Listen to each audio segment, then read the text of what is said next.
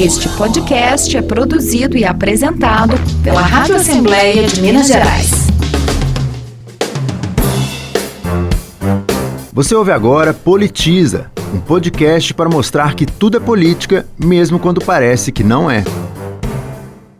Março de 2024, no plenário da Assembleia Legislativa de Minas Gerais, é aberto o seminário Crise Climática e um chamado é feito a toda a sociedade pelo presidente do Parlamento Estadual, Tadeu Leite, do MDB. Aparentemente antagônicas, a chuva e a seca convergem para formar um panorama desafiador. Vivemos uma nova época em que o homem interfere na natureza mais do que os fenômenos naturais. A crise climática tem afetado seriamente a saúde pública, a habitação e a segurança hídrica da população, assim como a capacidade de produção de alimentos, o que prejudica principalmente as populações mais vulneráveis. Em síntese, estamos frente a frente com um cenário muito preocupante. Mas nesse contexto, em que os fenômenos tecem uma teia interconectada de problemas, as respostas demandam esforços coordenados entre o governo, o setor privado e a sociedade civil.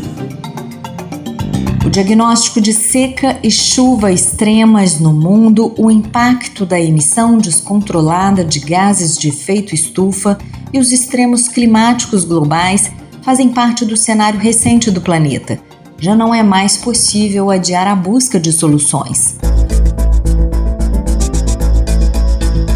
Novembro de 2025. Em Belém, no estado do Pará, norte do país, o Brasil cedia a COP30. Na Conferência das Nações Unidas sobre Mudança do Clima, lideranças mundiais, sociedade civil, cientistas discutem compromissos para conter ou reduzir as causas das mudanças climáticas.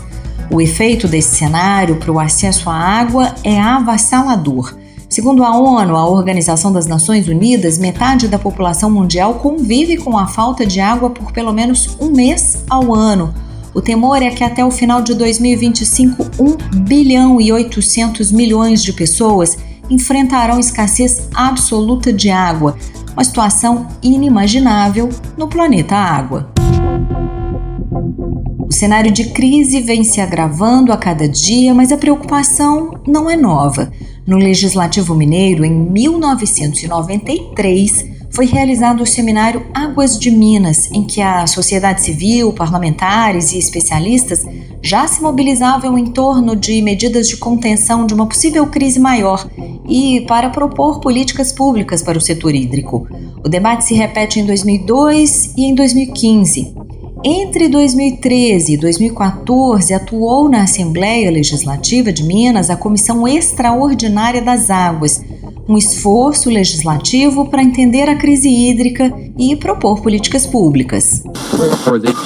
Destinar mais recursos para fortalecer a atuação dos comitês de bacias hidrográficas. Essa é uma das principais recomendações do relatório final da Comissão Extraordinária das Águas, aprovado na Assembleia de Minas nesta terça-feira. Para isso, o documento sugere que 15% dos recursos do FIDRO, Fundo Estadual de Recuperação, Proteção e Desenvolvimento Sustentável das Bacias Hidrográficas, sejam destinados a esses órgãos. Em que pese o esforço de um legislativo estadual na contenção da crise hídrica, alternativas definitivas dependem muito de decisões globais. Uma delas, em 2015, foi o Acordo de Paris, um compromisso firmado por 195 países com a meta de reduzir a emissão de gases de efeito estufa. Até o fechamento deste episódio, só 10 países signatários do acordo haviam atualizado essas metas em 2025. Um deles é o Brasil. Considerado a caixa d'água do mundo, nosso país é responsável pela emissão global de 2,45% de CO2 e se compromete até o final de 2025 a reduzir essa emissão em 37% abaixo dos níveis de 2005 e em 43% até 2030, com medidas de uso de energia sustentável e restauração de áreas de florestas. Efeito estufa, crise climática, crise hídrica estão no debate global da COP30. Até lá, iniciativas preparatórias se realizam, como o Seminário Internacional Águas para o Futuro, em Belo Horizonte, com a participação da Assembleia Legislativa de Minas. É também um evento para propor a preparação de cidades mais resilientes diante do quadro climático devastador. E veja, em que pese a responsabilização de líderes globais, que falamos agora há pouco, pela lente do nosso entrevistado deste episódio, o compromisso do cidadão entra na conta e com muito peso. Eu sou Graziele Mendes e conversei sobre esse cenário com Luiz Cláudio de Oliveira, filósofo, fundador do Instituto Espinhaço e um dos idealizadores do projeto de reconhecimento da Reserva da Biosfera da Serra do Espinhaço, junto à Unesco. O Instituto Espinhaço é um dos protagonistas no Seminário das Águas para o Futuro, evento que antecede a COP30 aqui em Belo Horizonte. É fundamental nós pensarmos qual é a reverberação disso na sociedade brasileira. Ou seja, um país continental com o gigantismo de 5.600 municípios, como é que um encontro global com um momento tão estratégico e tão importante para a humanidade, como isso ganha o Brasil profundo? A grande proposta que eu acho que a COP deve deixar como um legado é a aproximação da agenda do desenvolvimento sustentável da vida real das pessoas. Porque parece tudo muito distante, né? Quando se resulta num acordo de Paris, que esse ano está fazendo, aliás, 10 anos, e a gente tem, se não me engano, menos de 20 países que estão com as metas em dia. Parece que a gente não avança e é tudo distante da gente. A agenda se tornou uma agenda de uma chamada elite da proposta do desenvolvimento sustentável. Isso não ganhou a sociedade e é necessário que nós possamos fazer com que a agenda do desenvolvimento sustentável não seja um folder, uma cartilha, mas seja exatamente essa grande reflexão que nós, como humanidade, temos que fazer na nossa relação entre nós mesmos e da humanidade com a natureza. O que reverbera a partir disso? Como o Brasil, o país biodiverso, o país que tem florestas, que é um grande produtor de água e de serviço ecossistêmico, como é que o Brasil vai se colocar diante disso? Esta é a inflexão que eu acho fundamental para que a gente não apenas receba um grande evento e depois... E saia com metas que não consiga cumprir. Metas, não só metas irrealizáveis. Pior do que isso, qual é a vinculação dessas metas com a vida real da sociedade brasileira? Eu vejo primordialmente que a gente precisa ressignificar a agenda do desenvolvimento sustentável. Esse nome muito pomposo, ele não tem nenhuma correlação com a vida das pessoas. E por isso mesmo, quanto já foi investido em recursos públicos e privados para fazer ações de educação ambiental? Isso fez com que a realidade melhorasse? Isso fez com que as pessoas pudessem se conectar mais com essa agenda? Eu penso que, claro, em grande parte melhoramos, a vida melhorou, tecnologias, conhecimento. Alguma consciência ambiental, né, que passou a ser trabalhado nas escolas, pelas instituições, o senhor acha que não? Eu não sei te responder isso com muita clareza, porque quando a gente diz assim, adquirimos consciência ambiental mais alargada em 2025 do que no ano 2000? Em certa medida, sim. Mas se a gente de fato for fazer uma análise, que a chamada consciência ambiental, ela tem uma correlação direta com a minha atitude. Mas não é a minha atitude só com o meu banho, mas é a minha atitude com tudo que eu consumo, com tudo que eu faço, com a minha pegada no mundo, porque o meio ambiente equilibrado não é só não ter lixo. O meio ambiente equilibrado é você ter disponibilidade de água para você sobreviver com dignidade, mas também para produzir. Eu proponho e trabalho nesse caminho, o Instituto Espinhaço faz esse exercício cotidianamente, que é de nós pacificarmos as relações entre as pessoas e das pessoas com a natureza. Como? A primeira coisa é, de fato, as pessoas se perceberem no lugar onde elas estão. Nós estamos hoje no Brasil em mais de 5.000 propriedades rurais. 5.000 propriedades rurais, o Brasil tem 5.600 municípios. Então, o Instituto Espinhaço está em uma propriedade para cada quase município brasileiro. Qual é a nossa grande agenda com essas propriedades rurais e esses municípios? É promover um grande exercício de reflexão sobre a gestão e a governança territorial. Porque, de modo geral, a sociedade aprendeu a esticar o dedo e cobrar. E nunca essa correlação é como eu, como pessoa, como eu posso mudar essa realidade com a minha atitude. Cidadania não é sentar no sofá e fazer uma mensagem de Facebook ou Instagram e disparar uma grande agenda pelo planeta. Não, é como é que você trabalha a relação no seu prédio, aonde você mora, no seu condomínio, na sua comunidade. Sua relação de consumo? Sua relação de consumo. Se você é um consumista contumaz, existem pessoas que falam muito de natureza, mas elas são pessoas que ficam o dia inteiro consumindo produtos que estão sendo feitos em comunidades pobres, em lugares com pessoas que não têm acesso a absolutamente nada. Veja, é necessário para falar de agenda de desenvolvimento sustentável que nós tenhamos noção de causa e efeito. Mas a grande pergunta é possível o cidadão comum se torne um agente ativo de transformação no planeta? Penso que sim. Por isso eu acho que é fundamental que nós, como instituição, como sociedade, e daí o papel essencial daqui da Assembleia, Casa do Povo, né, que possa exatamente fazer reverberar uma mensagem de esperança e de atitude. E a condição de achar que fazer ativismo socioambiental é digitar uma mensagem no Facebook.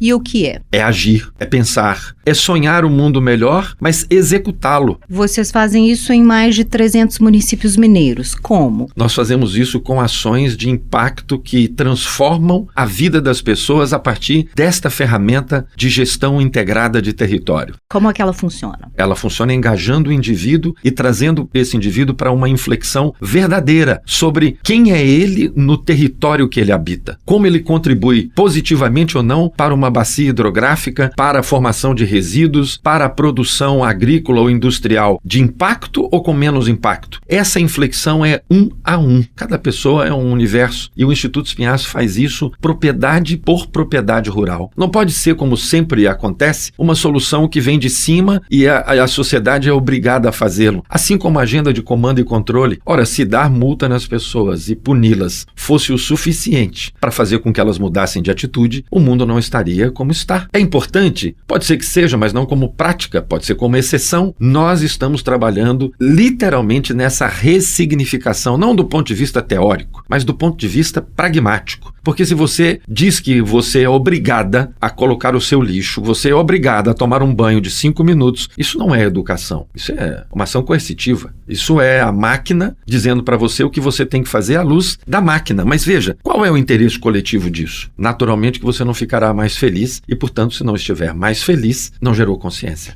E que transformações vocês veem a partir dessa abordagem? A transformação na atitude. Eu vou lhe dar exemplos de produtores rurais que nunca foram próximos da agenda ambiental. A tese, de modo geral, é produzir, produzir, produzir. Essas pessoas estão percebendo o rio ao qual ela está vinculado. O senhor Avelino, morador de Rio Pardo de Minas, no norte do estado, não demorou nem um minuto para explicar como um rio poluído afeta a vida ao seu redor. Vamos ver. Moro na beira do Rio Pardo, não posso mais plantar uma horta, porque o esgoto dentro do rio está muito. Usava para plantar a horta, plantar feijão, né? Hoje nem para feijão mais não pode usar, né? Para pesca, para beber a água, para banhar no rio, não posso beber a água, não pode comer o peixe. E aí vai só acabando com o que tem. Nós só tem um rio só, né? Muitas famílias, né? O Rio Pardo do senhor Avelino nasce em Montezuma, norte de Minas. Percorre 565 quilômetros até chegar a Canavieiras, na Bahia. Uma pessoa aqui em Belo Horizonte, na Rua Prudente de Moraes, ela não tem noção de quais são os rios subterrâneos que cortam Belo Horizonte. Porque nós encaixotamos os rios, nós segregamos a natureza e distanciamos as pessoas dela e depois queremos fazer educação ambiental e dizer que nós somos parte da natureza. Tudo que Belo Horizonte consome como serviço ecossistêmico, clima, água, biodiversidade, não nasce em Belo Horizonte. Nasce no entorno de Belo Horizonte. Mas o que tem no entorno de Belo Horizonte? Essa é a pergunta que qualquer cidadão tem que fazer. A água que eu bebo vem de onde? Quem são as pessoas que habitam a microbacia hidrográfica da bacia a qual eu estou vinculada? São reflexões que, se você não faz, você nunca vai ter consciência ambiental.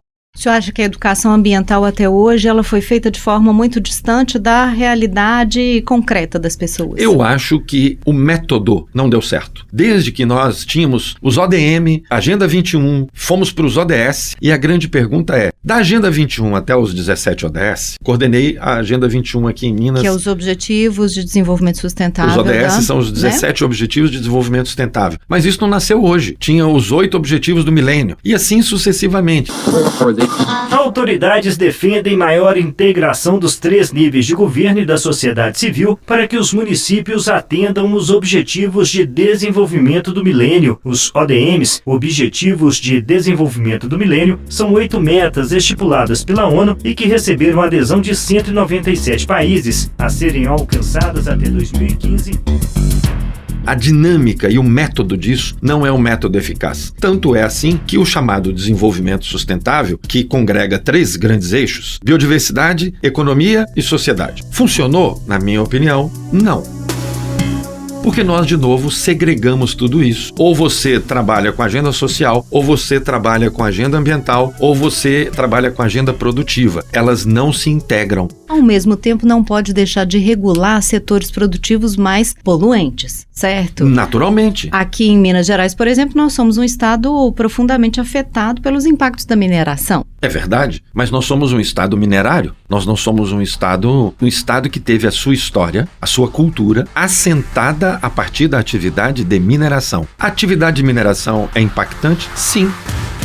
Mas a atividade de produção de carros elétricos é feita a partir da mineração. A atividade de tudo que consumimos, do telefone que nós temos, quantos minerais estão ali? É porque a gente não correlaciona. Por isso eu disse da importância de trabalharmos causa e efeito. Um quarto eixo que nós no Instituto Espinhaço trabalhamos muito é o eixo da cultura. Mas cultura como percepção de mundo, como ação no mundo e interpretação da minha ação no mundo. Nós hoje estamos em mais de 800 municípios no país, com projetos. Hoje nós temos os 5 maiores projetos do país na agenda de segurança hídrica, são implementados pelo Instituto Espinhaço. Minas Gerais, dos seus 853 municípios, a plena maioria do nosso estado vive hoje com a espada da insegurança hídrica sob a cabeça dos gestores públicos. E qual é a nossa contribuição como civilização? Se somos um estado que não vamos só ficar olhando para o nosso passado do século XVIII minerário, qual é a agenda então? Vamos usar o dinheiro da mineração para poder fazer prosperar outras agendas? Como é que nós vamos mitigar isso? No espaço e no tempo. A gente não pode pensar uma sociedade, uma comunidade, uma cidade com um horizonte de 5 anos ou de 4 anos, que é um tempo de gestão. É necessário que a gente tenha, de fato, grandeza de espírito para poder políticas pensar... públicas a longo prazo que sobrevivam, né, aos mandatos. E que não seja uma ação de governo, mas uma ação de Estado. A grande agenda é criar sinergia com políticas públicas, articular o dinheiro privado para que ele possa cooperar com o interesse coletivo e executar pelo terceiro setor. Aqui em Minas, um exemplo muito bonito, nós hoje temos aqui em Minas o maior projeto da Nestlé, a Nestlé Suíça Global, no planeta Terra, na agenda de segurança hídrica e produção de água. Nós estamos fazendo isso com os produtores rurais. É uma agenda que produz água e gera crédito de carbono para os próprios produtores como uma contribuição para o exercício deles de recuperação e de proteção da vegetação nativa. Ele começa na região aqui próximo a 7 Lagoas e vai até o norte de Minas. É muito grande, são mais de 120 municípios.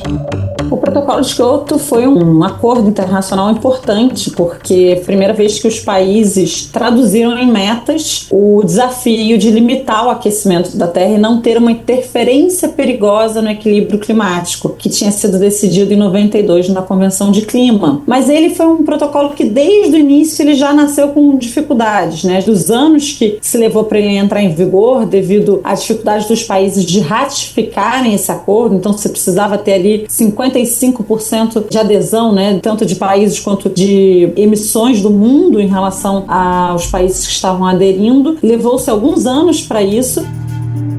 Essa parceria, essas conexões são, na sua opinião, o caminho, por exemplo, para prefeituras de Minas Gerais? Tem muitos municípios pequenos com caixa muito escasso, com um poder de manobra muito reduzido do prefeito. Sim, porque a plena maioria dos mineiros e dos municípios brasileiros são pequenos municípios. Como que se pode esperar que um município de 20 mil habitantes, 30 mil habitantes, 10 mil habitantes, que ele consiga implementar uma agenda de fortalecimento de serviço ecossistêmico? Ele só tem uma chance, fazer uma grande agenda de cooperação e de colaboração. Inevitavelmente o dinheiro público será cada vez menor. E os desafios de um gestor são cada vez maiores. Nós precisamos fazer uma grande agenda para um país que deve e merece se desenvolver. O senhor falou tanto dessas conexões, dessa agenda, de incluir as pessoas, as comunidades, e a Assembleia, o ano passado, começou um esforço nesse sentido, fez um grande seminário, passou por 7 regiões de Minas Gerais, o seminário Crise Climática, e agora foi transformado num plano de ação, e a base de tudo isso, de todo esse esforço, foi justamente ouvir as pessoas. Claro. Especialistas, prefeitos, comunidades, líderes ambientais. Esse é o caminho de liderança para o poder público, na sua opinião? Eu não tenho a menor dúvida que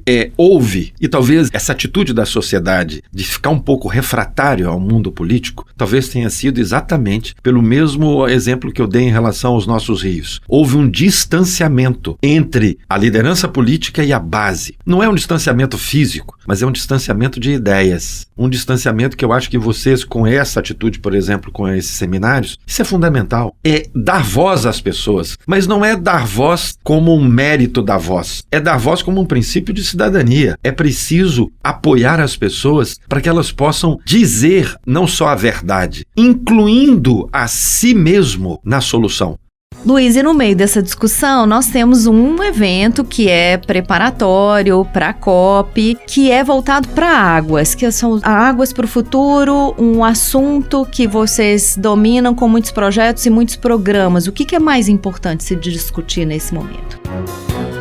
É exatamente nós trazermos isso, foi muito importante que seja realizado desta vez em Minas Gerais. Aqui em Minas nós vamos chegar a quase 30 países, muitos especialistas, prefeitos, secretários de Estado. Qual é a tese disso? Primeiro, aproximarmos as pessoas daquelas agendas que são agendas de especialistas. A tese, então, do Águas para o Futuro, edição 2025, nós estamos realizando junto com a Unesco, o IDESCA e outros parceiros, é exatamente aproximar as pessoas dessas temáticas, construirmos encaminhamentos e propostas para a COP, junto com a Assembleia do Estado de Minas Gerais. Teremos um documento final de encaminhamento desses países, de vários países, incluindo países do mundo lusófono. Nós teremos participação de países africanos, de países europeus, de Portugal, de outros países, para poder fazer uma grande inflexão durante 3 dias na agenda profunda e sedutora da água.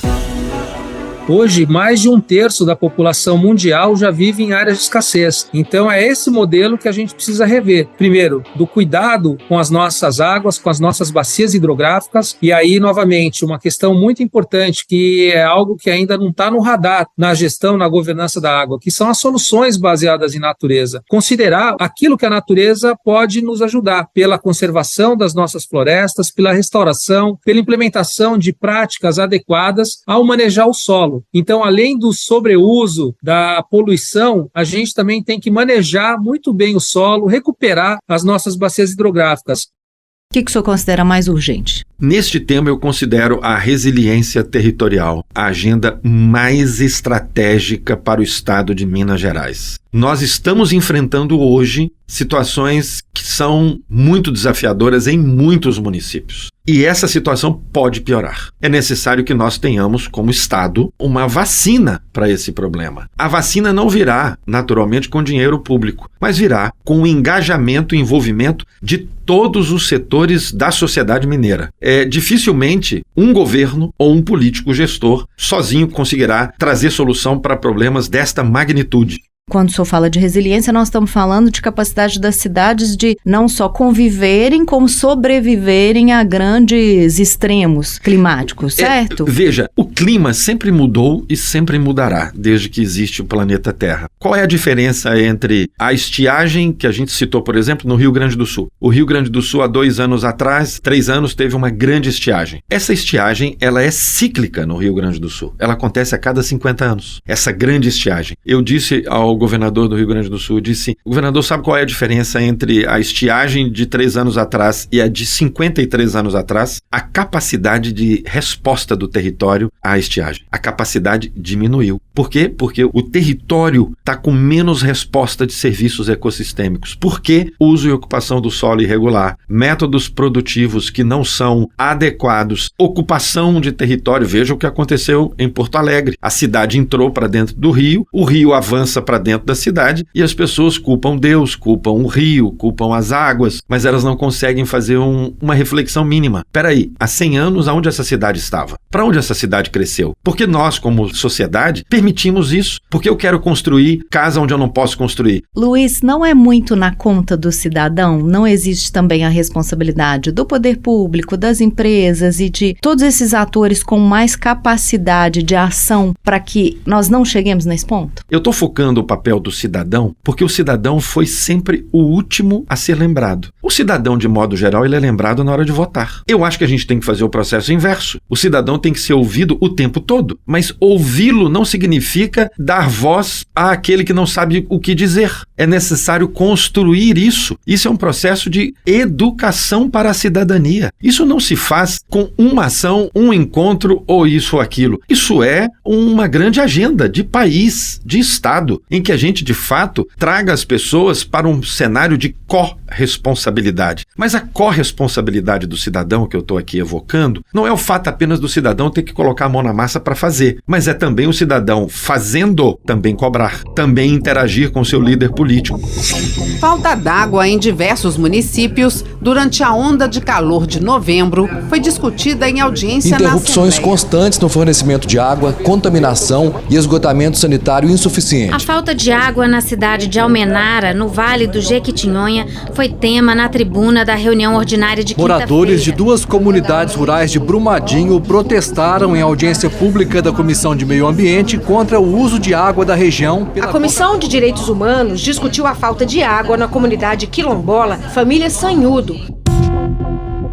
E, por outro lado, também o poder público ouvir, de fato, efetivamente os especialistas, porque eu me lembro que no Rio Grande do Sul, que o senhor citou aí, muito foi veiculado sobre o fato de que ambientalistas e especialistas, de modo geral, já haviam alertado para aquela situação iminente. É um alerta que já vinha sendo feito há muito tempo. Veja, Minas avança no agronegócio. Mas o agronegócio utiliza água. Quanto de água tem em 1 quilo de carne que todo mundo adora? A pergunta é, de onde vem a água? O mesmo raciocínio da mineração, por exemplo. É igual. A gente não abre mão dos materiais que vem da mineração. Nós somos a civilização do ferro. Mas quanto de água tem para produzir aquilo? O impacto dos minerodutos. Qual a pegada disso? A gente precisa fazer isso não como opositor, mas a gente precisa fazer a inflexão como um agente de transformação local, que é o cidadão. Eu preciso saber qual é a minha pegada no mundo, porque senão eu vou dizer, problema está naquele grande produtor que é um grande produtor de soja, ele é um concentrador de riqueza e eu sou pobre.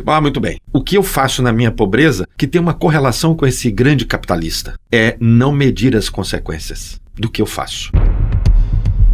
Não se trata de quem é pobre ou rico. Se trata da inconsciência.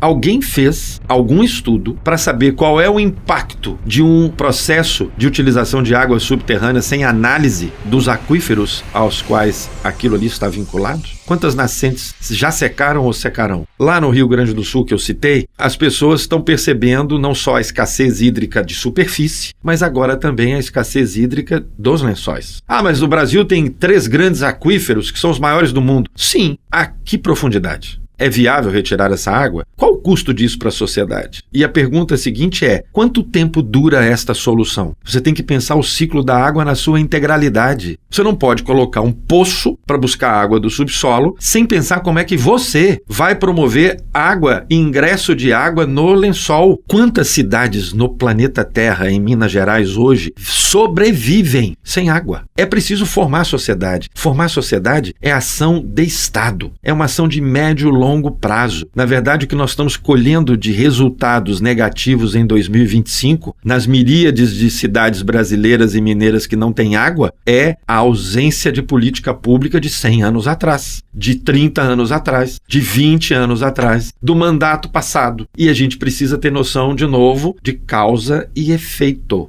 Se o senhor pudesse dizer, aliás, está aberto o espaço para o senhor dizer, para o poder público de modo geral, para o Estado que o senhor convocou tanto aí, o caminho para isso?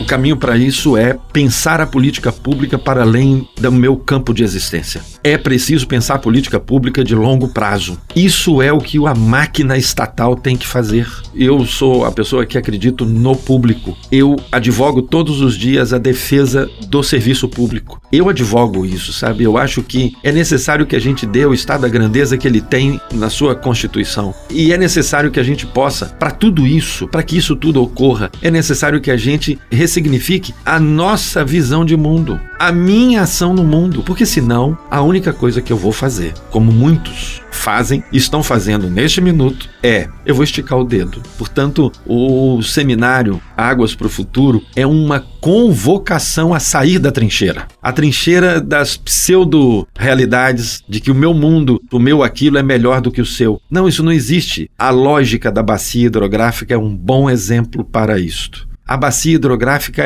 ela não respeita nem os limites administrativos. Uma bacia, às vezes, nasce em outro município para abastecer um terceiro município. É necessário que a gente tenha exatamente essa noção de abrangência, de amplitude. Eu amo minha terra, que é Minas Gerais. E acho que Minas, nós mineiros, nós temos ainda um grande exercício a ser feito. Retomar o nosso ufanismo da mineiridade. Porque Minas tem coisas muito importantes a dar ao Brasil. Não é apenas na política, mas é no pensamento libertário que Minas exemplificou para o Brasil e para o mundo. É a liberdade de enxergar o outro como um parceiro, como um colaborador. Esse é o espírito que o Instituto Espinhaço faz todos os dias, em todos os lugares. É um exercício de cidadania cósmica. Este episódio contou com trechos de reportagens de Hamilton Zica, Maria Cláudia Barreto, Andréia Zaguri, Cláudia Gabriel e Priscila Freitas, da TV Assembleia, Luiz Felipe Balona e Flávio Júnior, da Rádio Assembleia, e ainda trechos de entrevistas concedidas à TV Assembleia por Avelino, pequeno produtor de Rio Pardo de Minas, Samuel Barreto, da ONG TCN, e Estela Hershman, do Observatório do Clima.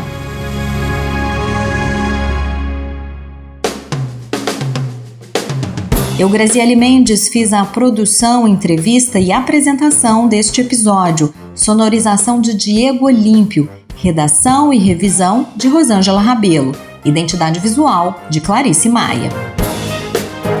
Todos os episódios do Politiza estão no portal da LMG, almg.gov.br/rádio. Você também encontra o nosso podcast no Spotify, Deezer, Apple, Amazon Podcasts, Anchor, Radio Public e no canal oficial da Assembleia de Minas no YouTube.